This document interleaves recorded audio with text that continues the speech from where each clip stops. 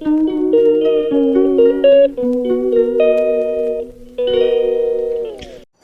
वालेकुम। इसी दुआ उम्मीद के साथ जहाँ कहीं रहें खुश रहें आबाद रहें। आज हम बनाएंगे लौकी के कोफ्ते और साथ में ग्रेवी बहुत ज़बरदस्त सी है। चलें स्टार्ट करते हैं। सबसे पहले कढ़ाई के अंदर मैंने 1 कप पानी का डाल लिया। जब पानी पकने लग जाएगा तो 2 बड़े साइज़ के टमाटर काट के डाल देंगे और साथ में 2 ही मैंने प्याज डाल दिए इसके अंदर।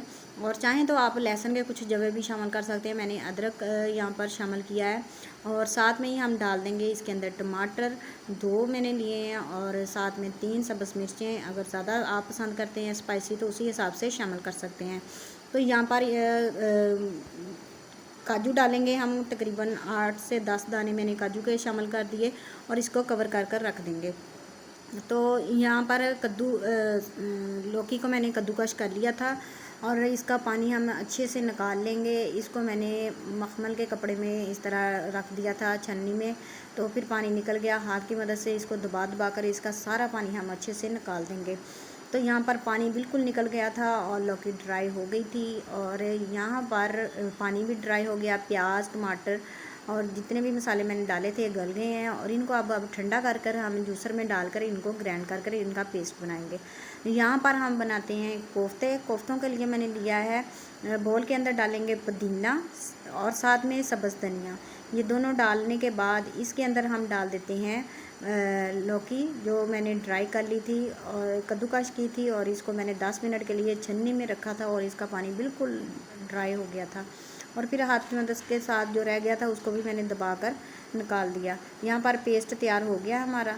तो पेस्ट को कढ़ाई के अंदर शामिल करेंगे। 2 चम्मच भरकर मैंने ऑयल के शामिल कर दिए हैं और इसको पकाएंगे। पकाने के बाद इसको थोड़ी देर पकने के लिए छोड़ देंगे और साथ में ही हम बनाएंगे कोफ्तों का मसाला और साथ में ग्रेवी के अंदर हम डाल देते हैं मसाले। मसाला हमारा पकने लग गया था। सूखा धनिया, सुरख मिर्च और नमक, बस ये तीनों चीज़ें इसके अंदर हम शामिल करेंगे। बाकी की जो 2 चीज़ें हम डालेंगे वो लास्ट में डालेंगे।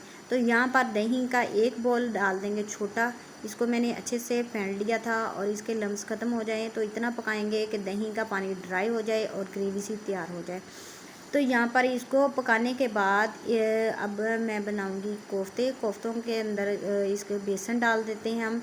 बेसन को मैंने छान लिया है और छोटा बॉल लिया है। ये हम डाल देंगे हाफ़।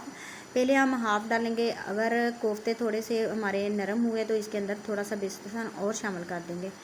तो चाहें तो आप यहाँ पर चाट मसाला भी शामिल कर सकते हैं। और इसको अब हम कर लेते हैं मिक्स। इसके अंदर डाल दिया सुरख मिर्च, नमक और साथ में गरम मसाला। तो यहाँ इसको मिक्स करेंगे। चाट मसाला भी आप इसके अंदर शामिल कर सकते हैं और कोफ्ते हो गए हैं हमारे तैयार। और अब हम चीज़ लेंगे, चेडर चीज़, कोई भी आपके पास चीज़ मौजूद है उसको लें और इस तरह इसको सेंटर में हम रखेंगे और इसकी फिलिंग करते जाएंगे। हाथ की मदद के साथ कोफ्तों को बनाते जाएंगे। कोई भी शेप बना सकते हैं आप, कबाब की बना लें, कोफ्तों की बना लें। तो यहाँ पर थोड़े मुझे नरम लगे तो बेसन और शामिल कर कर सेंटर में मैंने चीज़ डालकर कोफ्ते बना लिए।